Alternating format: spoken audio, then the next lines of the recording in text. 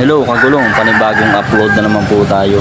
Meron na naman pala magpapatubeless sa atin ng rim set. Bali, tinanong nga ako ng customer kung nag-tubeless kami ng rim set. Ang sabi ko naman, boss, nag-tubeless po kami ng rim set.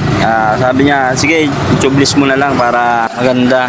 Kasi marami nagsasabi sa akin pag kung naka-tubeless ang rim set, maganda talaga eh. Bihira siya mabutasan. Saka pag napako talaga, bubunutin mo lang talaga yung nakatusok. Babara na to ng tire sealant.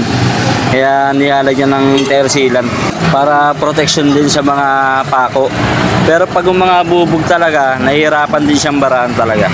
Kahit anong klase ng gulong, pag ang bubog talaga nakadali, nahihirapan talagang baraan ng butas niya. Pero kung maliliit lang talaga, kaya naman baraan ng silat. Kaya sa mga hindi pa naka-tubeless na rim set dyan, ipa-tubeless nyo na.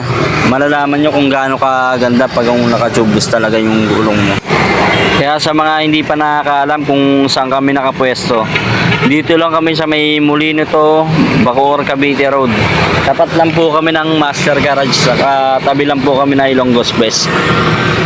Kaya wag ka na magpatumpik-tumpik pa. Subukan nyo na dito sa amin para malaman nyo kung gaano ka-quality yung gawa namin dito.